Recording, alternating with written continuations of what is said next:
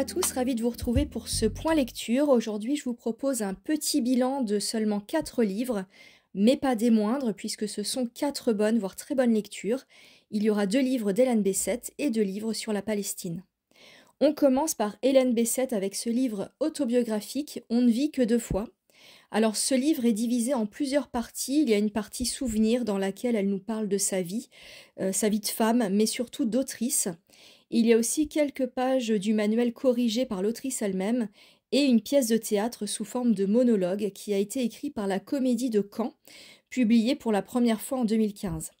Alors dans la partie autobiographique, c'est une sorte de confession dans laquelle on retrouve une Hélène Bessette assez aigrie. Donc c'est plutôt un pamphlet et on va comprendre pourquoi au vu de ce qu'elle a vécu en tant qu'écrivaine.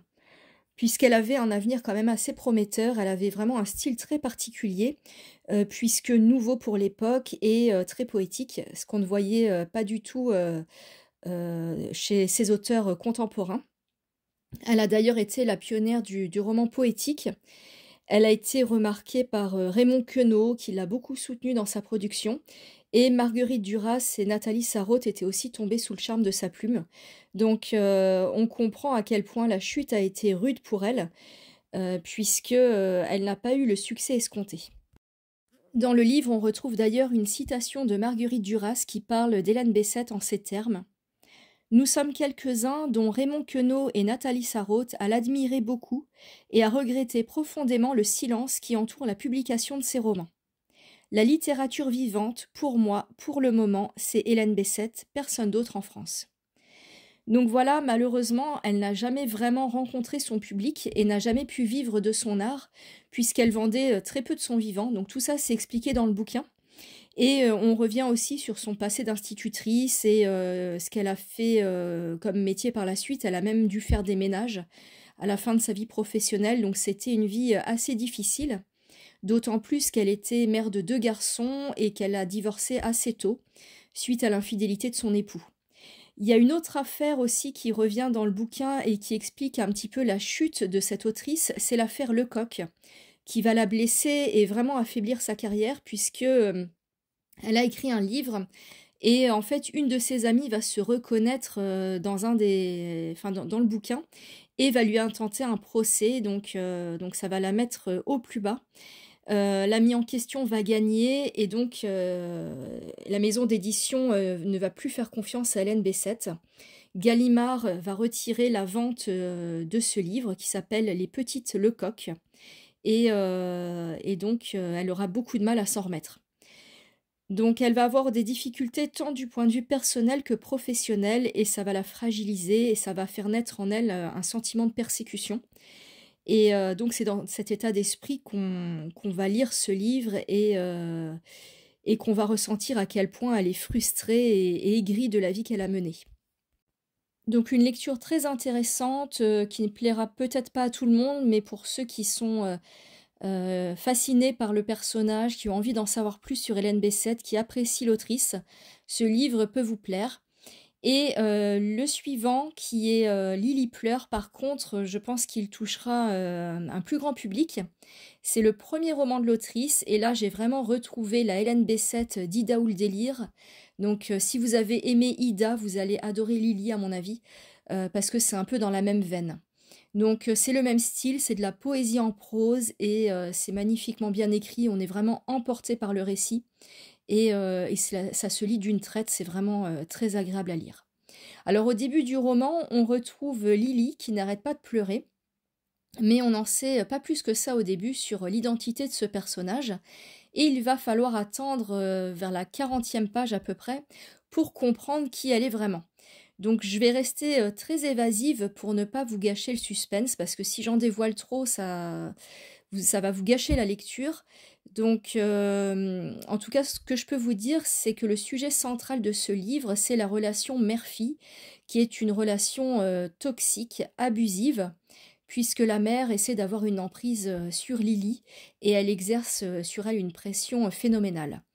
Donc, dans un tout autre genre, bien sûr, ça m'a fait penser à Génial, ma mère est morte, que j'ai lu il y a pas très longtemps, dont je vous ai parlé dans mon dernier point lecture, parce que c'est sur le même thème, c'est sur, la perversité, dans les relations familiales.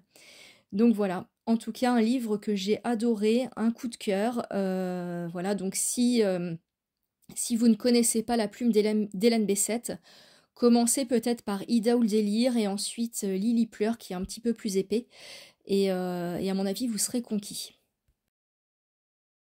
Changement d'ambiance avec 2 livres sur la Palestine. Tout d'abord, il y a 4 heures à Shatila de Jean Genet, qui est un texte qui revient sur le massacre perpétré à Beyrouth au Liban en 1982 et qui visait les Palestiniens des quartiers de Sabra et Shatila par l'armée israélienne. Il va y avoir 38 heures de massacre en continu de la population civile et les troupes agissent pour venger la mort de Bachir Gemayel quelques jours plus tôt.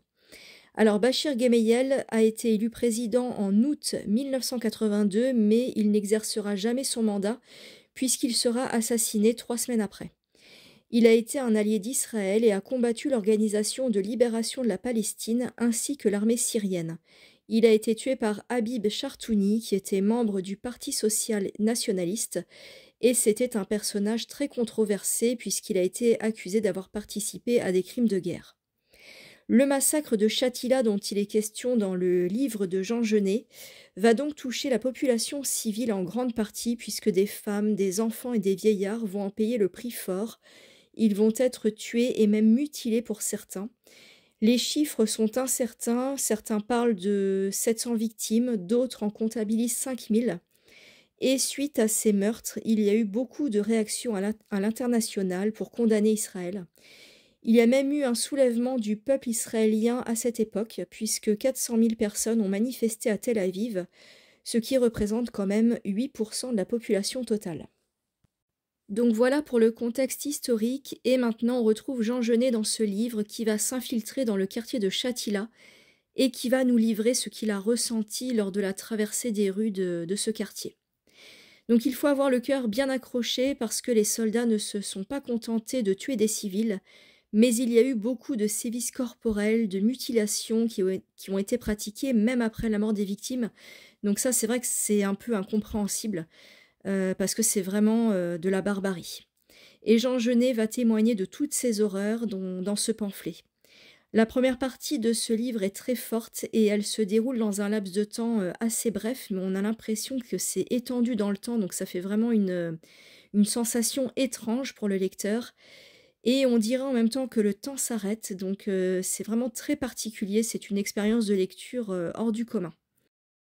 Et je dois vous avertir également que les descriptions des corps sans vie sont parfois très crues, donc c'est un livre à ne pas mettre entre toutes les mains, parce qu'en tant que lecteur, c'est parfois insoutenable. J'avais quand même hâte que ma lecture se termine tellement c'était dur à lire. Dans la deuxième partie du livre, on le retrouve aux côtés de Leila Chaïd et on va comprendre un petit peu ce qui a précédé et suivi son entrée à Shatila. Donc on en sait un peu plus sur Jean Genet, ses motivations, ses convictions politiques, ses ressentis et surtout son envie de crier au monde ce qu'il a vu après son entrée dans le quartier de Shatila et qui va rester gravé à jamais dans sa mémoire. Donc vous l'aurez compris, c'est un texte très fort, bouleversant. Il n'est plus édité dans cette version, mais je ne sais pas s'il a été édité dans un autre livre parce que j'ai vu qu'il y avait un bouquin qui s'appelle L'ennemi déclaré aux éditions Folio et qui regroupe plusieurs textes de 1970 à 1983, donc à voir si 4 heures à Shatila fait partie de ce recueil de nouvelles. Et on termine par une mémoire pour l'oubli de Mahmoud Darwish qui revient sur cet événement tragique quand les troupes israéliennes ont envahi Beyrouth. Donc là encore, c'est à la même période que le récit précédent. C'est un texte autobiographique qui se déroule en une seule journée du lever au coucher du soleil. Et on va y suivre Mahmoud Darwish, un exilé qui a fui la Palestine pour se retrouver au 8e étage de son immeuble, dans un pays encore en proie à des bombardements, et qui va assister à toute cette violence malgré lui. Donc il y a malgré tout une sorte de quiétude qui va se dégager de cet homme et qui vient en opposition avec la violence extérieure. Donc c'est assez étrange à lire, c'est très contrasté et c'est en quelque sorte la poésie contre la guerre. Il n'est ni inconscient ni insensible, mais au contraire, c'est un homme qui prend toute la mesure du chaos dans lequel il est plongé, mais il la prend de plein fouet, un peu comme une fatalité et il a envie de l'analyser pour ne pas l'oublier et pour témoigner. Donc c'est là encore un récit très fort, tragique, qui est empreint d'une grande nostalgie. J'ai beaucoup aimé la plume de l'auteur que j'ai trouvée sensible et délicate, donc c'est un gros atout dans ce livre. Ce n'est malgré tout pas un coup de cœur, mais une bonne lecture. J'ai trouvé qu'il y avait de très beaux passages, mais parfois quelques longueurs et ça n'a pas captivé toute mon attention comme je l'aurais souhaité. Néanmoins, je vous le conseille, c'est quand même un beau livre. Et en plus, je suis très contente d'avoir pu découvrir cet auteur depuis le temps que j'en entends parler. Le bilan lecture s'arrête pour aujourd'hui, j'espère que vous avez pu apprécier cette vidéo. N'hésitez pas à me dire en commentaire quelles sont vos lectures du moment et si l'un de ces 4 livres a retenu votre attention. Donc voilà, je vous laisse, je vous dis à très vite et je vous souhaite de merveilleuses lectures, à bientôt.